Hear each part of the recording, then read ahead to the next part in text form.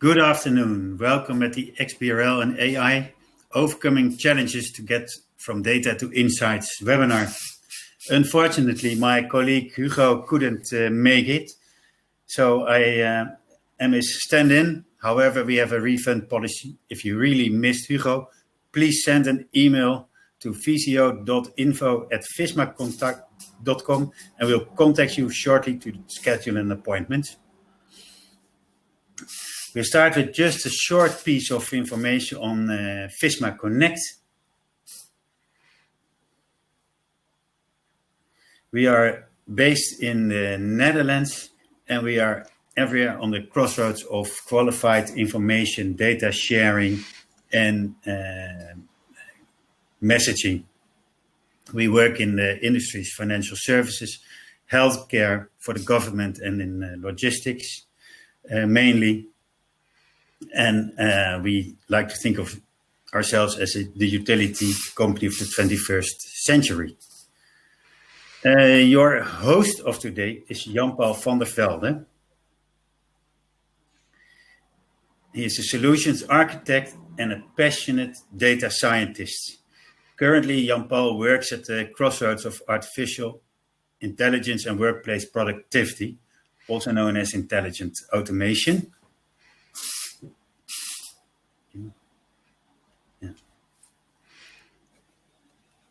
This is myself. I'm the marketing manager at Visma Connect, but I'm not very important today. I'm just here to introduce Jan-Paul van der Velde and also to read out questions that you might have for him.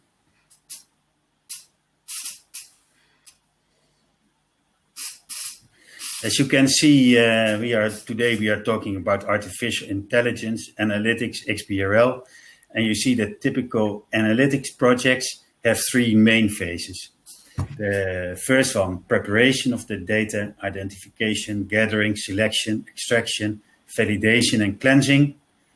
Then the part of the analyzing the data, structuring the data, and the last phase of your analytics project will be something like data visualization and the utilization of the results.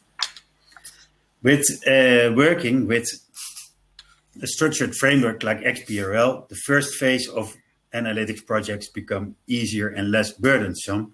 However, the analyzing phase can become a little bit more complicated. And that's actually what this webinar will be about. Before we start, on the right-hand side of your screen, you see chat, question and polls. Polls we won't use today. If you have a question for Jan-Paul or for me, then you can use the question tab. And if you want to chat with your fellow attendees, you can use the chat functionality. A recording will be available after the webinar, and we will share the link with you as soon as we are finished. I hope you will enjoy yourself today and that you will learn something today. Don't be shy. We really would love this to be an interactive webinar. And for now, I'm going to give the stage to Jan-Paul. Jan-Paul, please go ahead. Okay, thank you very much, Sikko. Yeah, we'll get straight on to the presentation. And the first question I want to focus on is what the current state is of the financial reporting. And I think it's fair to say that by now XBRL is the de facto standard in regulatory reporting. It's used in many countries by many different regulators, many tax authorities, Chamber of Commerce, ECB, and it's getting more and more. Where you previously you would see that information would be exchanged using unstructured data formats like PDFs or Excels or other formats, and using XBRL you get more structured data with a higher data quality. Here in the Netherlands, we are using the SBR platform, and for those outside of the Netherlands, that might not be very known. So we've created a video to explain a bit about the SBR program in the Netherlands.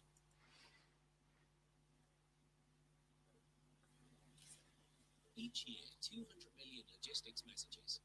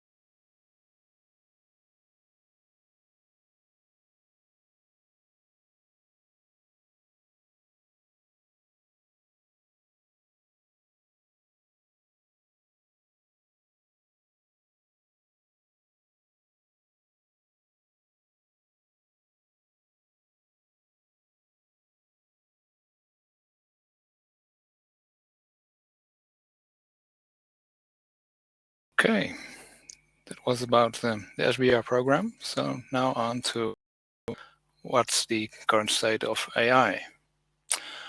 And yeah, AI, let's see if this, yeah, I need to reshare my screen.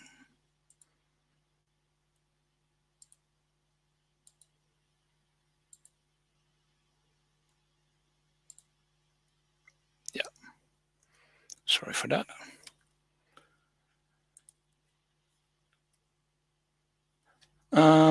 In AI already a lot is possible. There are robots, go home appliances. Yeah, more and more is possible, and the technology is developing really quickly. At the same time, people sometimes have very unrealistic expectations of AI because, bottom line, AI is all about numbers, weights, and statistics. And a nice human interface might make it look human, but it's not. And AI is often used for predictions. AI is used as a sort of crystal ball, and data is used to predict what is going to happen next. And yeah, that's of course a good way to use AI. But then again,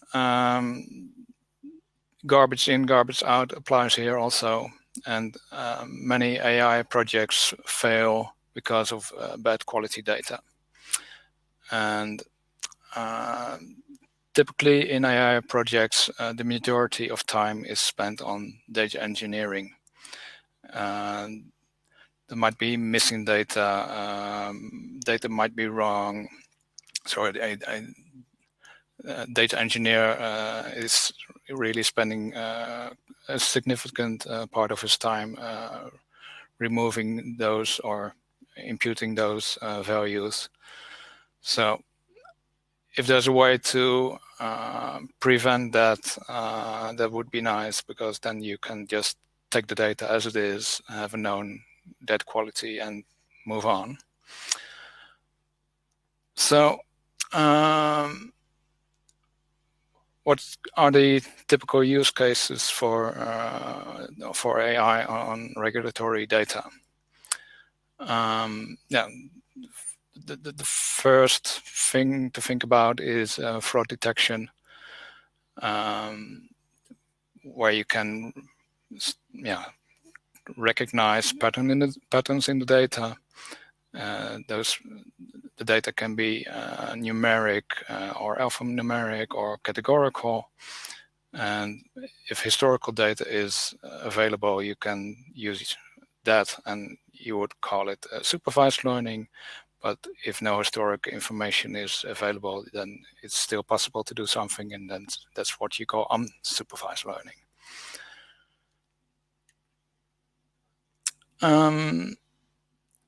But you can also do things with human natural languages. There are a lot of libraries nowadays to do processing on textual data. And KPMG has done research on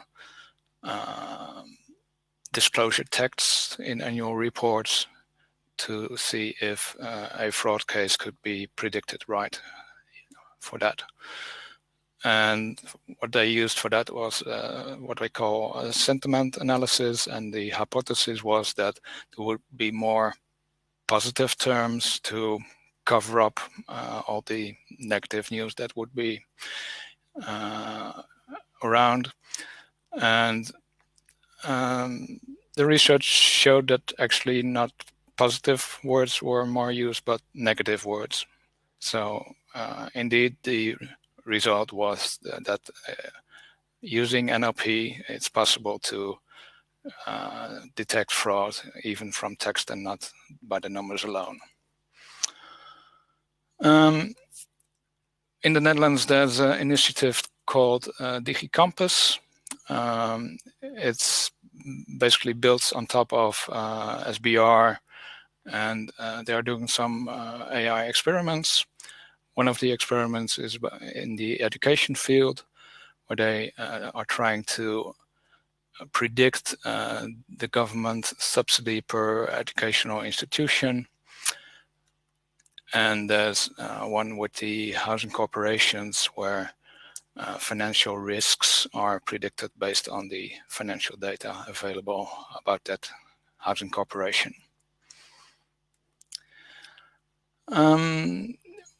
What are typically the challenges that regulators face when they want to apply AI on XBRL data? Yeah, I tried to depict it like a sort of jigsaw puzzle, where in AI you use mostly flat data. So jigsaw puzzle is two-dimensional. And if you would want to use XBRL data, then you would see that this is not two-dimensional, but three-dimensional, or even more dimensionals are available.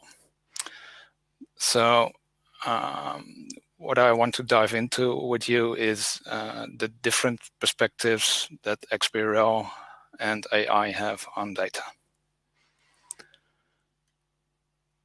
In XBRL, really everything is structured.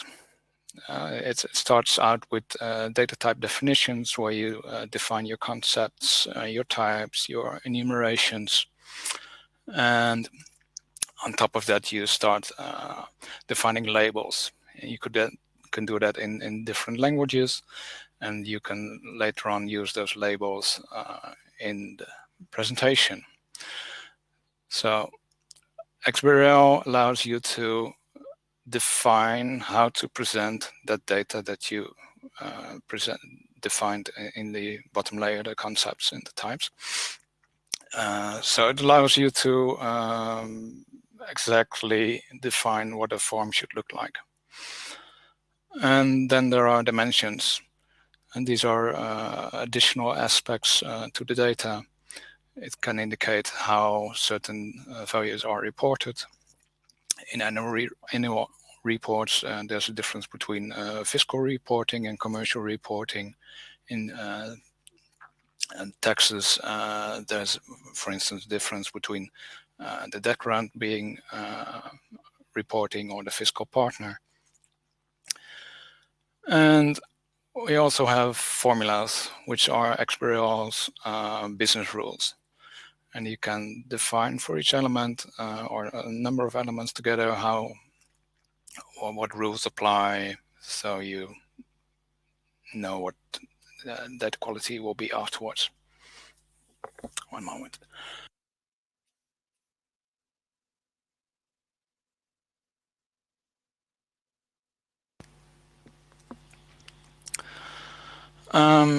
If we then take a look at the AI, then data is not at all structured. If you're lucky, it is, but most of the time it isn't. And yeah, you might know what the data type is of a field, but then again, you might not. You might know about relations, but maybe not. Business rules, yeah, maybe they are there, maybe not. So it's a whole different story here. And in XBRL, you see a lot of nested data. You see an example about a context of where different aspects of the data are shown. And if we then take a look at the AI, then again, it's flat, and there's no real way to use nested data. There are libraries to do flattening of data. If you take a JSON string, which also can have nested data, then there's a library that you can use to flatten that data. So then there's dimensions. In XBRL, dimensions are often used more and more, I would say, especially if you take a look at EBA taxonomies, then there's more taxonomies than concepts. And with those dimensions, you can add more aspects to your reporting. In AI, it's more about dimension reduction. The term dimension in AI is slightly different from what it is in XBRL, but using the same term for simplicity's sake. But putting all the features you have in your model is not a good thing to do, and reducing the number of dimensions is a good practice in AI. And then about data quality. Given your taxonomy, which has a number of formulas and the business rules defined, you know what to expect. Your data quality is known. A good example here is Digiport, where different taxonomies are used, and some taxonomies have more business rules and some have fewer, depending on the regulator, but the end result is that you have a known data quality. And with AI, then it's really, yeah, you're quite in the dark. You might know about the quality, but then again, you might not. you might have missing data, and then your data engineer can impute it. Yeah. So it's a whole different starting point, and really a lot of time is spent on improving the data quality.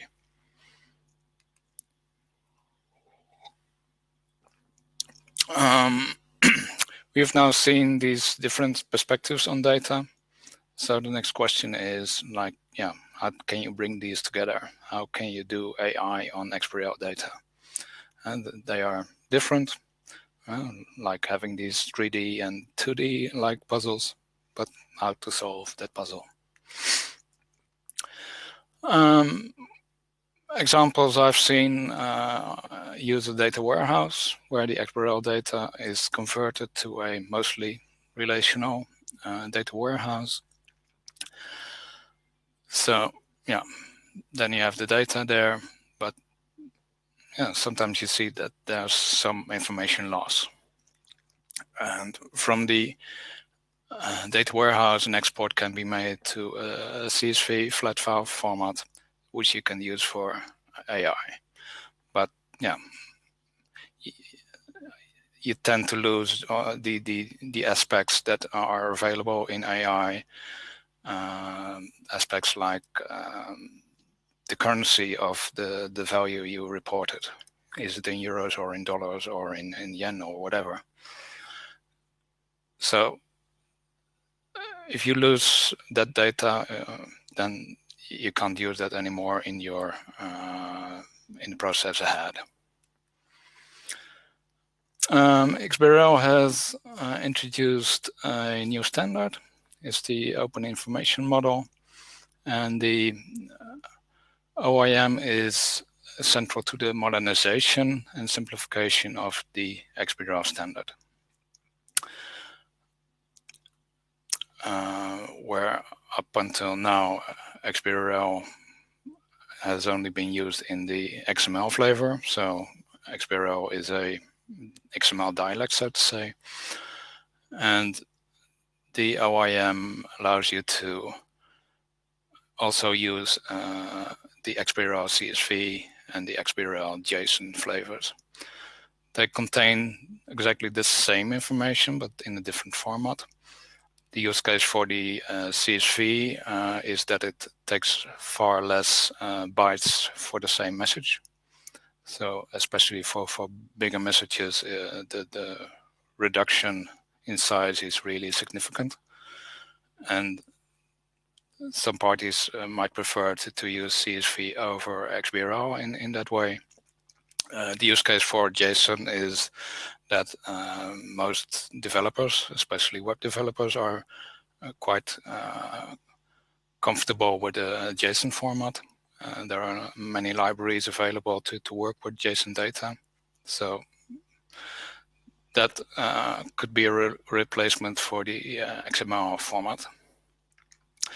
So Visma Connect has a service that can convert the XBRL CSV and the XBRL JSON to the plain XBRL XML version. And that serves the case to allow people to use these different formats that might be more convenient. But what we also have in that same service is the other way around. So that you can use the input, the XBRL XML data as input and convert it to either a JSON or a CSV. And here's where it gets interesting, because then you have no information loss because it's exactly the same information. And on that CSV file, you can start doing your AI project. In order to do so, we need to make a number of steps. There's a filtering step. You can filter on a certain entity, certain dimensions, or whatever is suitable. There's a transformation step where you might want to convert currencies that might not be the same in every filing. So you might want to convert dollars to euros before proceeding. So you make that comparison possible in this way. And the last step is to flatten the data. And to explain more clearly what is needed, this is a representation of what an XBRL fact looks like. It is sort of flower, where in the center you see the value, which is the primary data, and all the flower petals are the secondary data. And it answers the W questions, as I call them. So who is reporting, when it is reported, what is reported, what dimensions are being used. So all that secondary data tells something about that primary data, that value. And of course, it's good to know what currency is being used to report. Here you see an example of what an actual fact could look like with values and currencies and dates and stuff. So, but yeah, AI can't do anything with such data like this. But if we kind of promote this secondary data to be on the same level as the primary data, then you can create rows of data with on the left side you can see all the blue cells that used to be the petals of the flower, and they are now on the same level as the white values that used to be the center of the flower. Where you also can see that on the right hand side these two values, they are two different values, but they share the same aspects. And with this, there's still this mapping between this instance and the taxonomy, so you can still relate back to the taxonomy. So, the conclusion. I think that XBRL and AI are actually complementary to each other. And why they are complementary? Because using AI for your AI project gives you better quality, better data quality. And you would be spending less time on data engineering. And given that you have structured data, there's no ambiguity, less chance of misinterpretation, and that also saves you time. So all in all, this gives you better chances of getting true results. And true results, I mean, that are the real results and not maybe results that might look fine, but in the end turn out not to be true. This was my presentation. I'm handing back to Sikko for the questions. Thank you. Hi, Jan-Paul. First of all, thank you very much for your presentation. I really enjoyed it, and I also find it very informative. We have a question from Margis from Estonia. Hello, Margis. Welcome, and hello from the Netherlands. Margis wants to know how we have utilized, how XBRL global ledger standards can be utilized within SBR. Specifically, how large is the share of data-driven reports in overall SBR reports? Or can a company send in transaction records, XBRL GL, instead of report-level data? Okay. In the Netherlands, we have a sort of local implementation of this mechanism. It's called RGS. And the Dutch situation is different from that in other countries. Like in Belgium, there's a fixed structure of ledger accounts that's already in use for more than 25 years, and every administration will use these standard items. In the Netherlands, it's more free format, so it's difficult to use the raw data to map it to aggregated data, and it's also difficult to compare company A to company B. RDS has a solution to this in the form that it's a sort of standardization effort where RDS codes, standard codes, are added to the ledgers, and thereby you get a way to do the aggregation in the standard way. This is not yet common practice in the Netherlands. We do see that more and more companies do apply these RDS codes, and by doing that, they get access to all kinds of additional services, because you can have a standardized way of looking at your transactional data.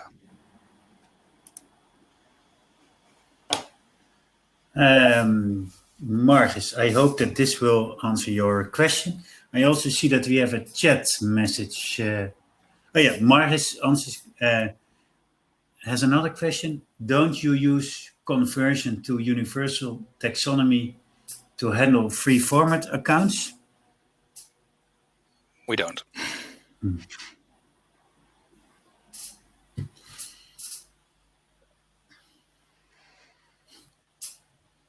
So I will say thank you very much, Marcus, for your questions. If there are no other questions, I wish you all a very good afternoon, and hope to see you soon, maybe in our office or online, or maybe in the webinar that we'll organize next week on integrations. Thank you very much for attending the webinar, and we'll be in touch. Bye. Goodbye. Thank you.